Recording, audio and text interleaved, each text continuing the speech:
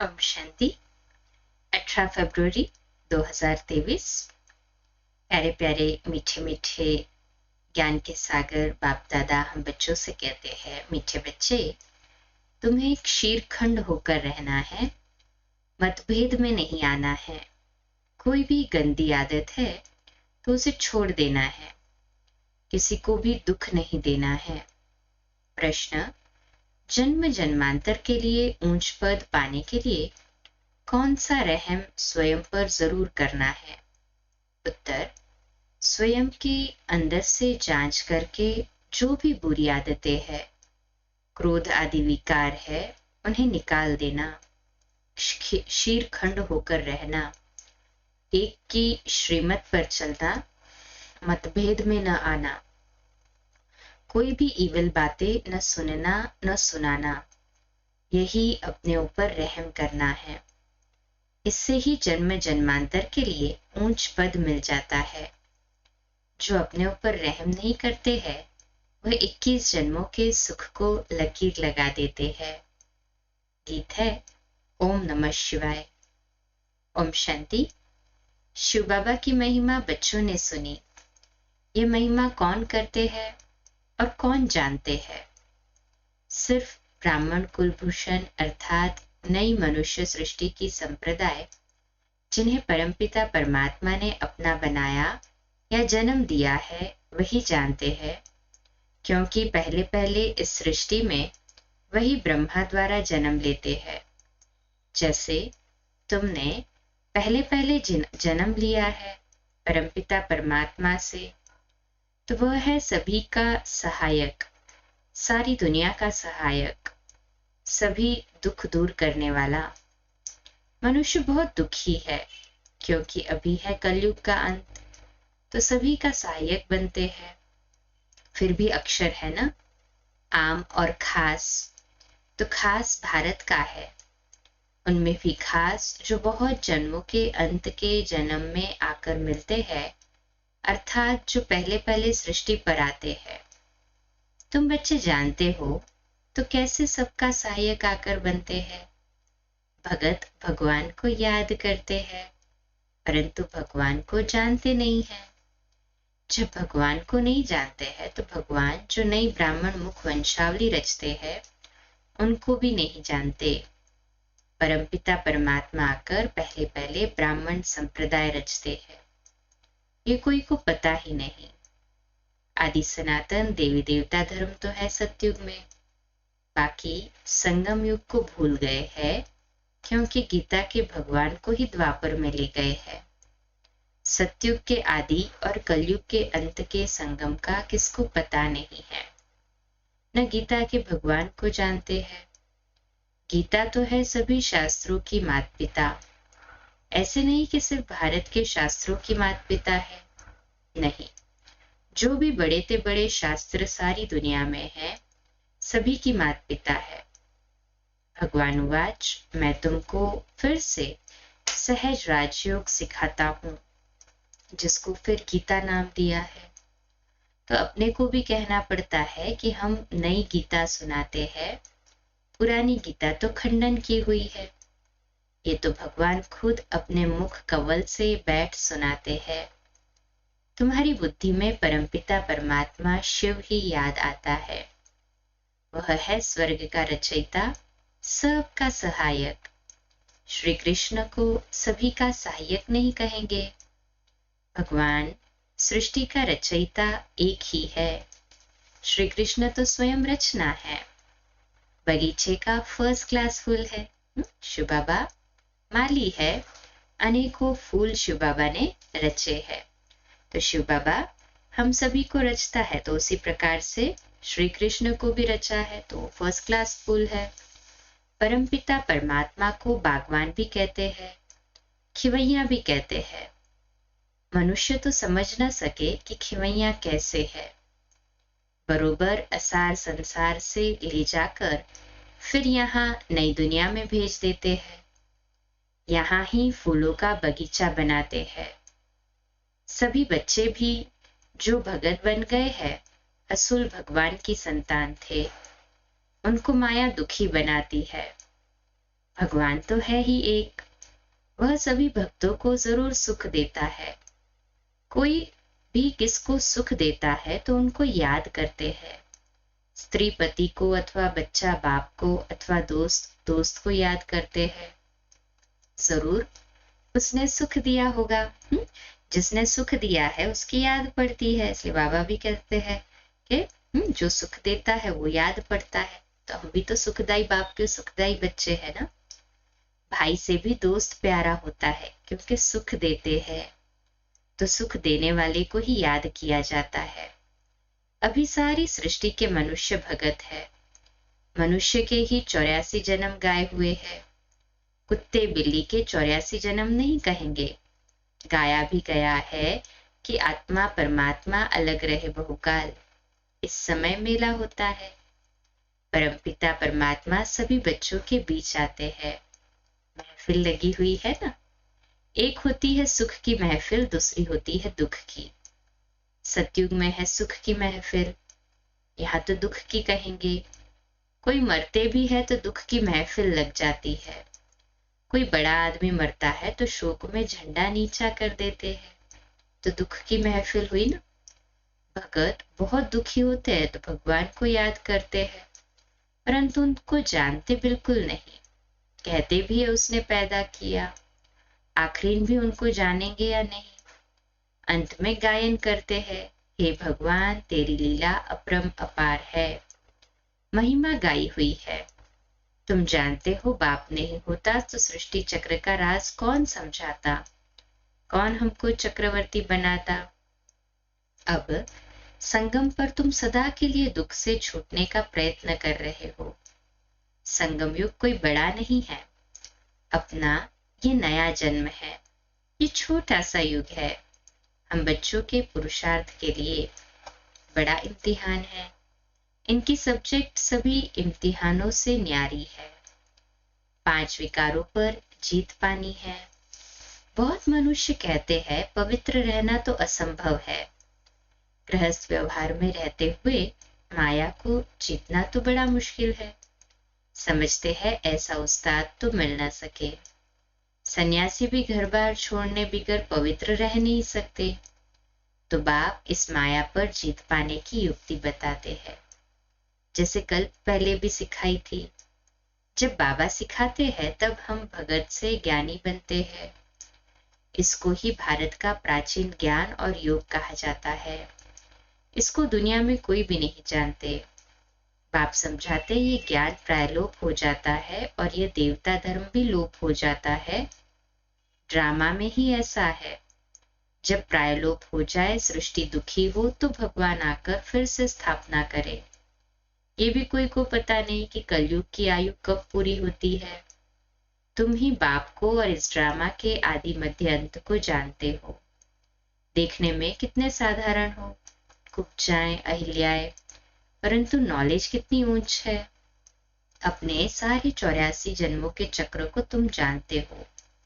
थोड़ा भी कोई याद करे तो भी अच्छा है भाई। चक्रों को और बाबा को थोड़ा भी याद करे तो भाग्य तो बनता ही है ना। परंतु कोई प्रश्न पूछे और उत्तर देना न आए तो बोलना चाहिए कि हम अभी पढ़ रहे हैं, हमसे बहुत तीखे हैं। वह आपको अच्छी रीति समझा सकेंगे। अपना अहंकार नहीं रखना चाहिए।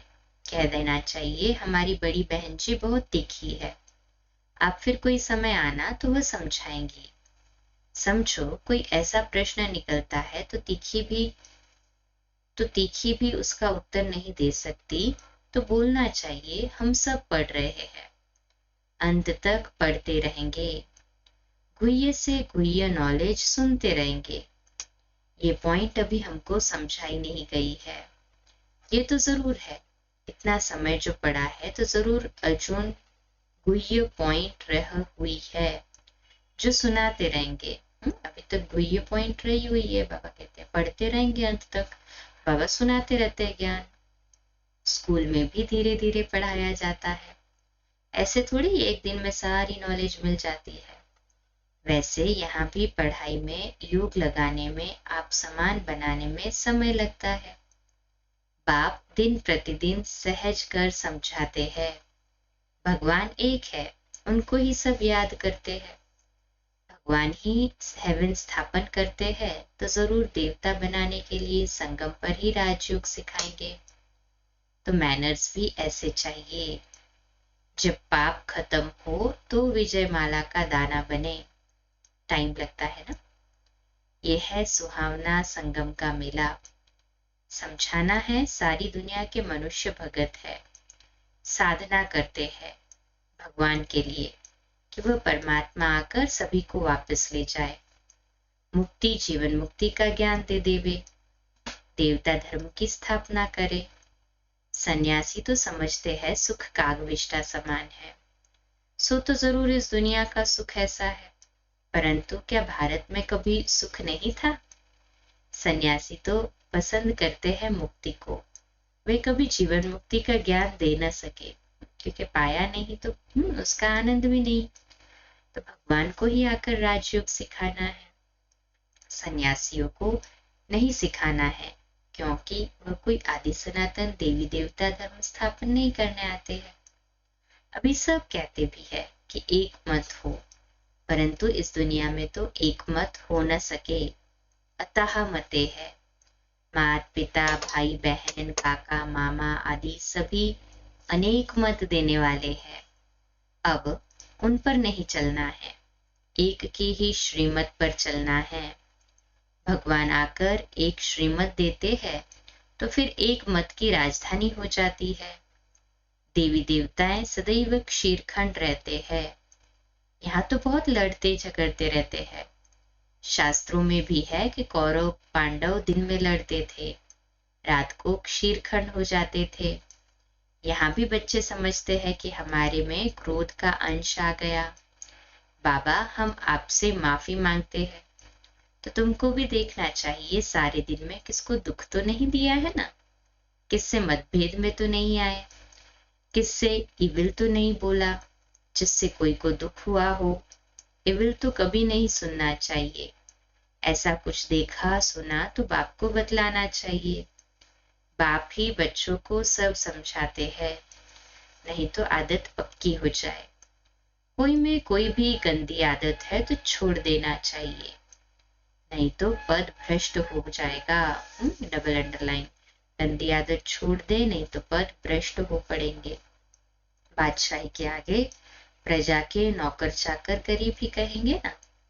ये मजदूर लोग क्या है, वहां भी मकान बनाने वाले तो होंगे ना। तो बाप समझाते हैं कभी लून पानी नहीं होना चाहिए। क्रोध करना बहुत बुरा है, जन्म जन्मांतर के सुख को लकीर लग जाती है। अपने ऊपर रहम करते रहो। ज्ञान मार्ग में मैनर्स बहुत अच्छे चाहिए। 5 भूतों को भगाते रहो। बाप श्रीमत देते हैं और क्या करेंगे, बहुत लिखते भी है कि बाबा हमारा क्रोध छूट गया है, बीड़ी पीना आदि गंदी आदतें छूट गई है। तो गोया अपने ऊपर रहम किया ना। अब हेवनली गॉडफादर स्वर्ग का पद प्राप्त कराने हमको पढ़ा रहे हैं। ऐसा बुद्धि में आता है? बाबा पूछ रहे, आ रहा है बुद्धि में ऐसा? हाथ ऊपर करे। ये नशा रहना चाहिए। जितना याद करेंगे उतनी खुशी रहेगी। पर भगवान को सभी तो नहीं जानते, परंतु न जानते भी कल्याण तो सभी का होना है।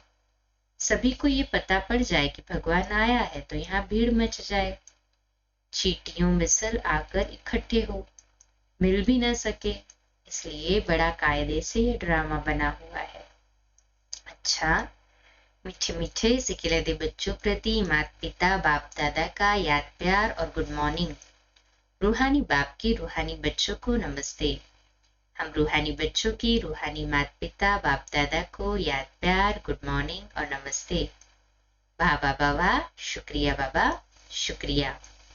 धारणा के लिए मुख्य सार, पहली पॉइंट, ज्ञान और योग सीख। भगत से ज्ञानी तू आत्मा बनना है। गृहस्थ व्यवहार में रहते माया को जीतना है। पवित्र जरूर बनना है। दूसरी पॉइंट, ज्ञान मार्ग में बहुत अच्छे मैनर्स धारण करने हैं। बहुत बहुत मीठा निरहंकारी बनना है। इविल बातें नहीं बोलनी है। मतभेद में नहीं आना है। आज का वरदान, समेटने की शक्ति द्वारा पेटी बिस्तरा बंद करने वाले समय पर एवर रेडी भव।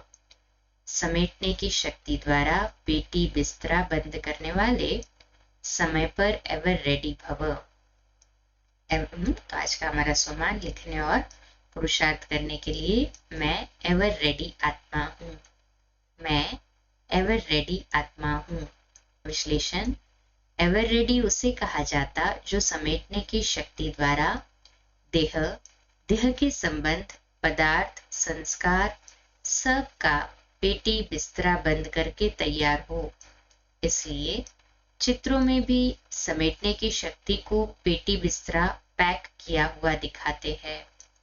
संकल्प भी न आए कि अभी ये करना है, ये बनना है, अभी ये रह गया है। सेकंड में तैयार, समय का बुला हुआ और एवर रेडी। कोई भी संबंध व पदार्थ याद न आए। स्लोगन। परमात्मा के गुणों और शक्तियों को स्वयं में धारण करना ही महान तपस्या है। परमात्मा के गुणों और शक्तियों को स्वयं में धारण करना ही महान तपस्या है। आज का व्यक्त इशारा। अपने आप से प्रतिज्ञा करो कि छोटी छोटी बातों में मेहनत नहीं लेंगे, किसी भी माया के आकर्षित रूप में धोखा नहीं खाएंगे। सदैव ये स्मृति रखो कि हम दुखहर्ता सुखकर्ता के बच्चे हैं। किसके भी दुख को हल्का करने वाले स्वयं कभी भी एक सेकंड के लिए भी संकल्प व स्वप्न में भी दुख की लहर में नहीं आएंगे।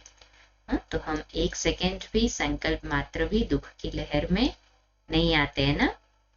कहे हाँ जी बाबा। अच्छा, कम बोलो, धीरे बोलो, मीठा बोलो, सत्य बोलो, सोच समझकर बोलो। निमित्त भाव, निर्माण भाव, निर्मल वाणी। कल सुबह अमृत वेला 3:30 से 4:30, मुरली क्लास 4:45 बजे और आज रात्रि 8:45 बजे अव्यक्त वाणी पर रात्रि क्लास।